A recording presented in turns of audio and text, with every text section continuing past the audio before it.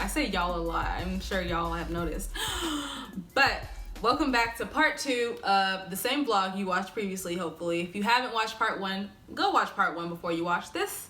But welcome back to part 2 of the hard truth about medical school. So we hit the heavy hitters in part 1. My disclaimer was that these are based on my experiences, you know, my opinions. It's all about me. Just kidding, but not kidding. These are all based on my experiences, and this by no means, no way, whatever, doesn't mean that this is going to be your experience or your thoughts or you're going to agree. If you don't agree, or if you do agree, comment below, you know, let me know what you think. If you like this vlog, if you don't like this vlog, let me know, you know. Every point that I bring up is going to be based on my experiences and my personal opinions, so don't get offended. We have 3 more points in part 2 of this vlog, and so here we go. Number 5, let's get right into it. Things just don't come easy anymore. This was shocking to me. You know, not saying that I was the smartest person in undergrad at Baylor University. I feel like in undergrad, I feel like as I look back, I feel like I spent a lot of time cramming. You know, I had fun in I had fun in college, and I found myself plenty of time, you know, waiting till 2 days before the test to actually study for the test. And, you know, cramming, you know, pulling all-nighters, you know, going to the libraries, Moody Library Club, Moody, if you're from Baylor, you know where that's at. I spent a lot of time, you know, really just chilling, you know, living life, enjoying the freedom of college. And my academics were huge to me, of course. I was definitely a studier, but I did not study adequately. At least not med school level study, you know. It was very different. Memorization came easy in college, and that's really what I mainly relied on to get through all my college classes. My undergrad years was memorization, and the hard truth when you get to medical school is that's not gonna work.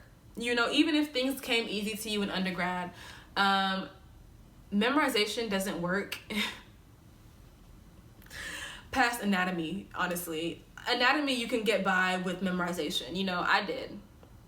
But everything else, like, you're gonna have to commit to memory. And if you don't commit it to memory, and if you don't get a true understanding of everything, it'll just come back to bite you in the butt when it's time to study for board exams like step 1, which I'm taking in a couple months. So that's where I was last year. First year was like an eye-opener, like, dang, I'm gonna actually have to put in a lot more work, you know, to get even a passing grade, period. You know, not even an A, just a passing grade. I have to put in so much more work than I did in undergrad. And that was a hard truth for me, because I was kind of settled in my ways of, you know, like feeling good about myself, like, I know everything, like, I'm smart. My mommy tells me I'm smart. I'm a smart girl. But, you know, I had to put in so much more work, and that was eye-opener for me. And I know that there's some people that probably won't affect that much because they were always hard workers and always go-getters and always the kind of person that needed to understand everything, you know, since undergrad. But in undergrad, I was not the kind of person that wanted to understand everything.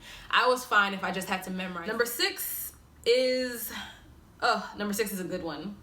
You have to make the conscious effort to get away from school and med school talk. So when I say this, I mean, like, it takes effort to relax here. Like, it takes effort for me to make these videos. When I first start every vlog, I have everything that I could be doing, like every study thing that I could be looking at, every page of first aid, you know, that I could be reading. It all goes through my head. Like, even when I lay down to sleep at night, like, especially first year, I would lay down to sleep and my eyes would be closed, but I couldn't even go to sleep, because, like, just racing through my mind was things that I have to do for tomorrow, things that were due next week, you know, things that I didn't do today that I wish I could have done, so I'm gonna just be mad over it for no reason. Like, it's hard to get away from school. It's hard to leave, you know, your notes in your backpack and just lay down and relax. It's hard to take care of yourself if you don't actually put the conscious effort in taking care of yourself. It's hard to go visit my mom, like, even though she lives like less than 20 minutes away from me, still in the same city.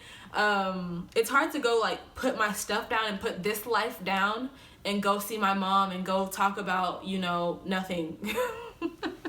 Sorry, Mom. Not nothing, but, you know, go talk about stuff that's not school, that's not step 1, that's not studying, that's not reading. So it's gonna take effort, and that was new to me. Like it's, I mean, I feel like that's just not natural, like to take effort to like, you know, go get your nails done and go take care of yourself, go pamper yourself, sleep a little longer, you know, watch what you eat, don't just be eating junk. It takes effort to do all of that stuff, and that was a shocker for me.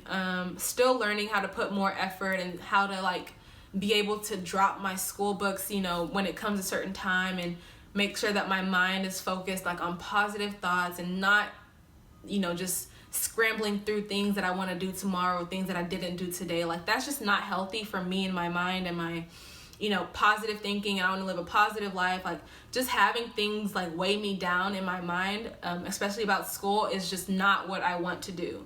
So point number 6 is that you have to make the conscious effort to get away from school. But we are at the last point, hard truths about medical school. I hope y'all like this vlog.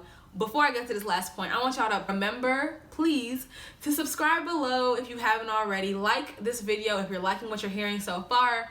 Recommend this video to a friend. Leave a comment. Email me, DM me, follow me on Instagram. Whatever it may be. Reach out to me. Let me know what you think, okay? Okay, so let's get to this last point. Number 7. Even though your classmates may look fine. Oh, this is a good one. This is a good one. This good one.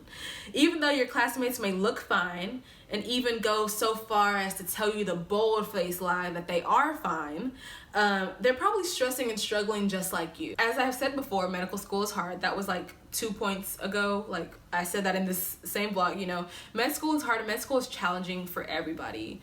And there are people that like to, you know, wear their emotions on their sleeves, and if you ask them, they'll be like, oh, I'm struggling just like you are, you know. And those people like are okay with being upfront about their emotions and what they're going through and what they're experiencing. But there are also people who will hide it, who like don't like to open up about how they're feeling or what they're struggling with, or, you know, don't want to be perceived as being weak because they're having difficulties in some areas.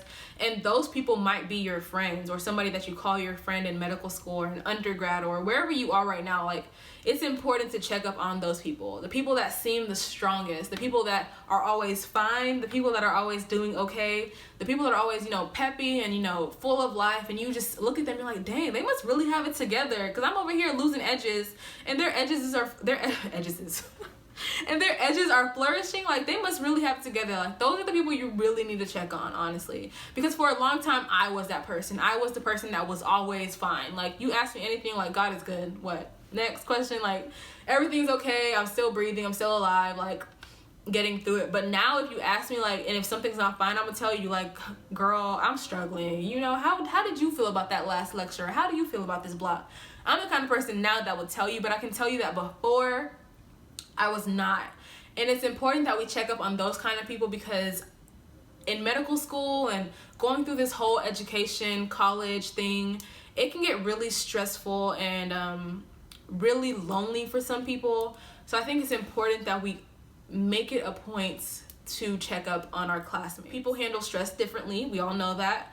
People sometimes don't have loving, supporting families, you know, like I do. Some people don't have the support from the closest people that they should have support from in their life. Sometimes those are the naysayers in people's lives. Sometimes those are the negative people in people's lives. And that's so like crazy for me to believe, but it happens, you know. So I feel like it's important to stand in that gap. If you feel led to, if you feel called to, make the effort to try to stand in that gap, to try to be there for somebody, try to look out for somebody else. That can go a long way. You don't know what, you know, just being an ear to hear and to listen and to let somebody bounce ideas or, you know, bounce feelings and emotions off of. You don't know how big of a help that might be to somebody. So I encourage you guys to stop every now and then, every so often, and make sure your classmates, your friends, your future colleagues are doing well. You might be the only person that cares enough to do so, you know? So that's kind of a tough, like, kind of like sad topic, but it's so true and so necessary. And I'm sure some of you guys out there have been on the receiving end of that, you know, when somebody random walks up to you and you're at a really hard point or a low point in your life and things have just been going wrong and you're super stressed out and overwhelmed, work or school got you down, and you know, a random person comes up to you and asks you like, how are you doing, like, and sits down and just really listens to how you're feeling, that can really spark the change and the fire and, you know, the everything that you need to get out of that slump that you're in. So I think it's really important, something that we should not forget. You know, we can't be so wrapped up in ourselves that we forget that there are people around us who are going through the same thing and who might not be, you know, handling the stress the same way that we are. I think that's great. Yeah.